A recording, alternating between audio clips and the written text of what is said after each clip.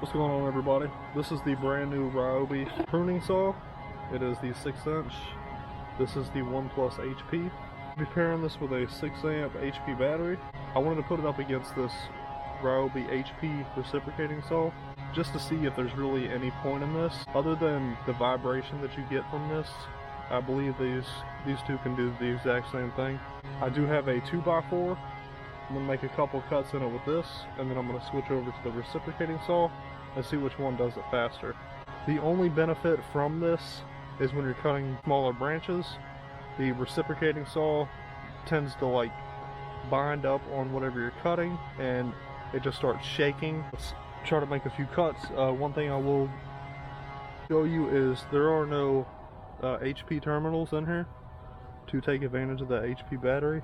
With the reciprocating saw, as you can see, there's the extra terminals in here for that HP battery. And as you can see on the back of the HP battery, there's those two terminals I was talking about. Yeah, this is the saw. I took the guard off. I didn't really see any point in having it on there. It just makes it harder to see what you're cutting. If you're using this thing one-handed, I don't really see a point in the guard to begin with. The difference in this one and the Milwaukee is the Milwaukee has a place to put your hand while you're cutting, and there's like a guard over the top of it. So this would be a little bit different. If you're cutting into something and you slip, your hand's going to go right over the chain. Another thing to keep an eye out for is they put this little slit in the bottom, so it's very easy to just stick your hand in there while you're cutting. So be careful with that. A link will be in the description if you want to pick one of these up. It does have sort of a delay when you push the trigger. Make a couple cuts on this 2x4 and then we'll see which one's faster.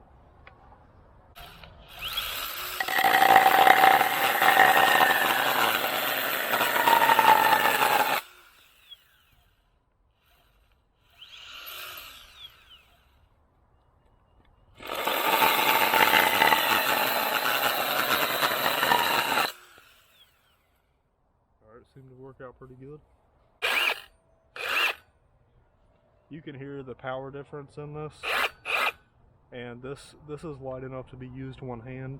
So there's another benefit to having this one over the other one. So let's just make a few cuts.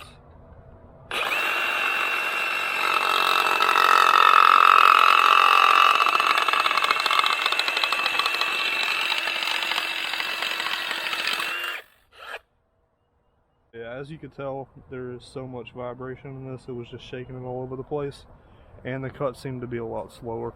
Let's try this out again. Battery's still on 4 bars. This is the 6-amp battery.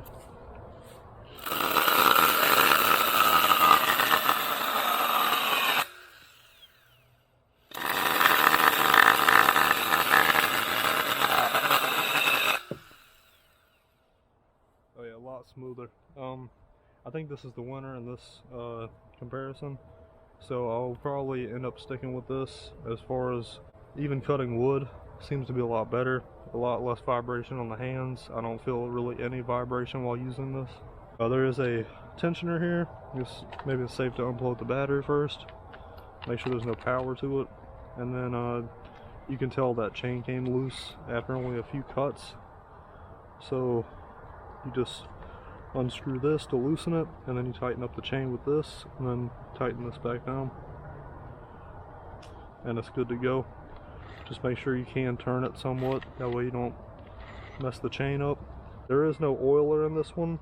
That is one thing I like over the Milwaukee one. The Milwaukee one I had would leak oil on the back of my truck. The only thing that I want to figure out with this one is that there is a way to put a bigger bar on here, because I would like to see like an 8 to 12 inch bar and chain on this. But yeah, that's pretty much it.